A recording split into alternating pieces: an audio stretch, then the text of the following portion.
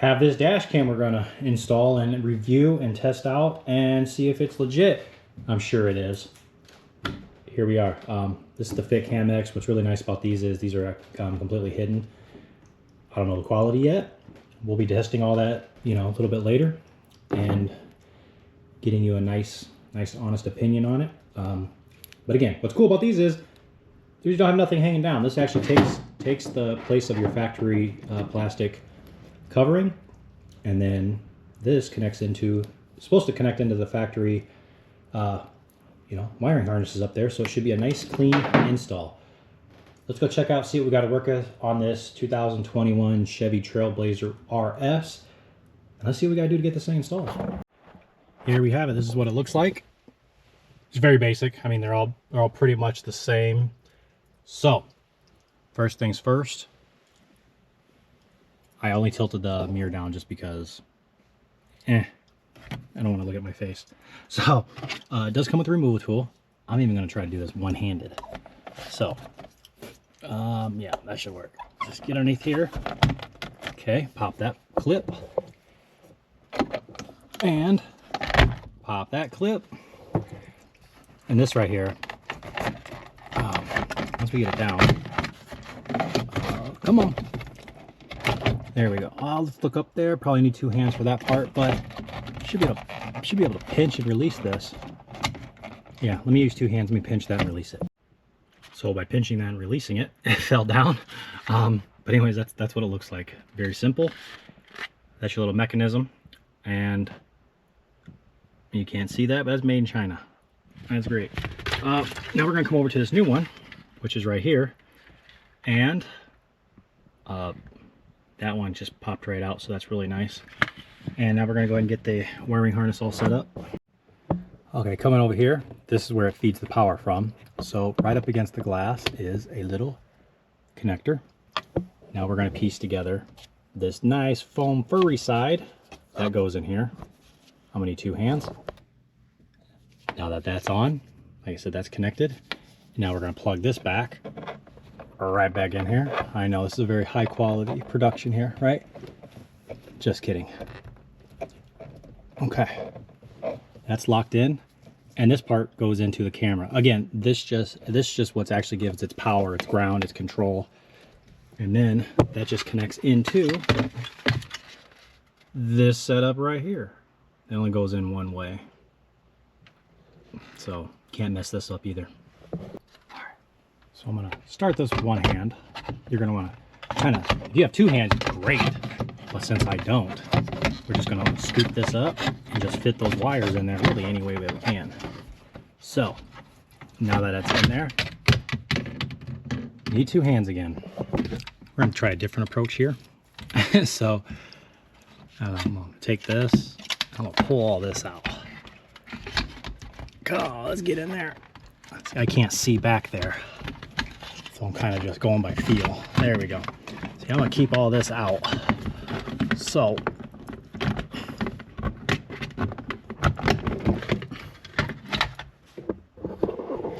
because this thing is not fitting up there, and that's okay. There's also no way to film either. So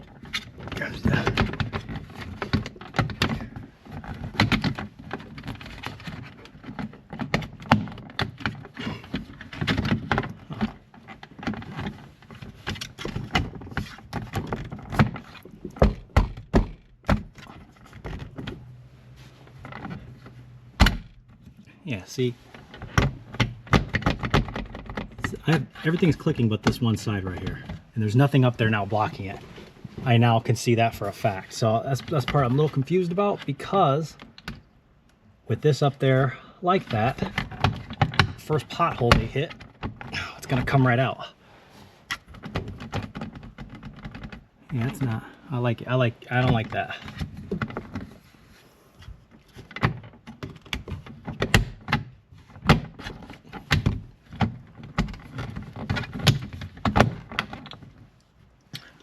So what I want to see is if I put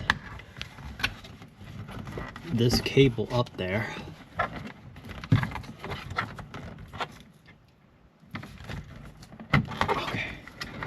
if I tuck, now that it's up in there, so if I tuck the cable up in there like so,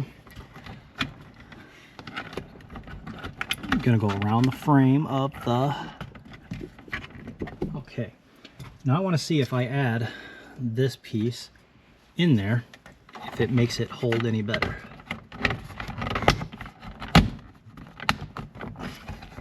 And it did. Okay, so that's the secret.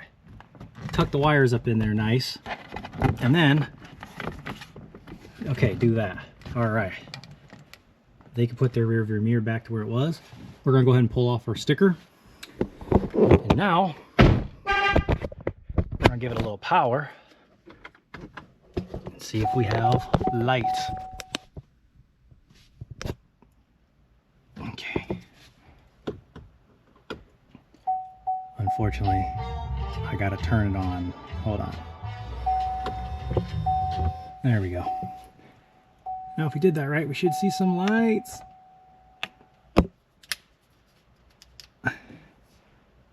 We have lights. It is blinking. Let's set this up.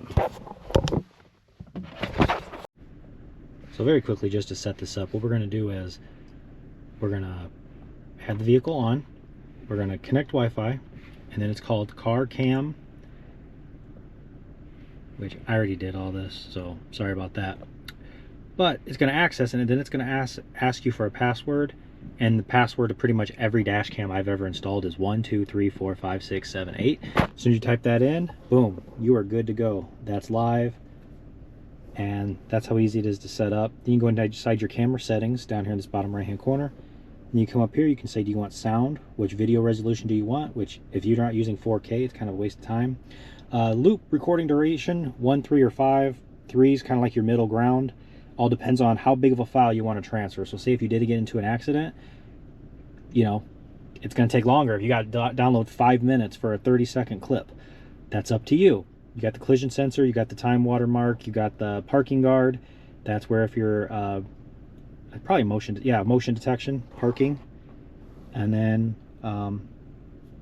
really that's it. You can format it, firmware, but everything's already up to date. We're good to go.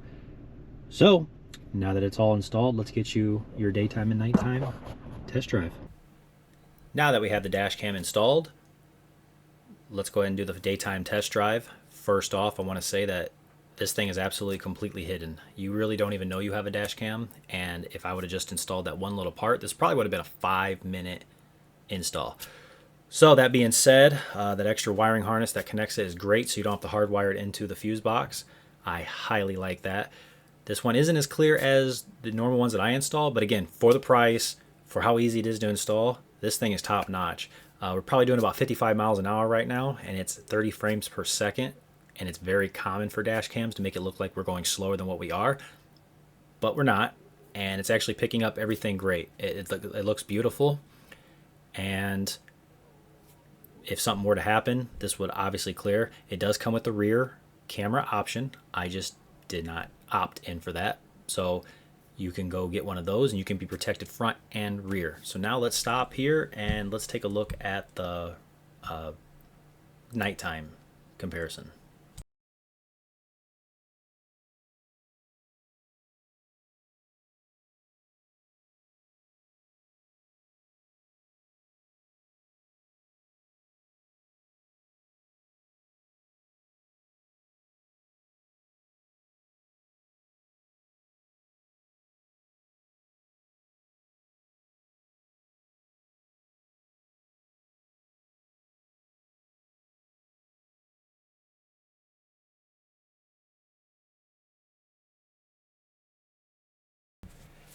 Last but not least, here is the nighttime video.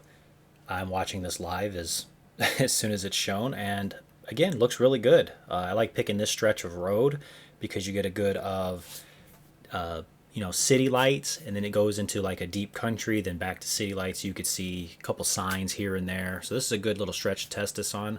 Obviously the brights are off right now. You can kind of see that sign. It's not as clear, but then again, it's mainly focused on what's in front of you right there. So say if a deer popped out or someone locked up the brakes in front of you, this would show it clearly.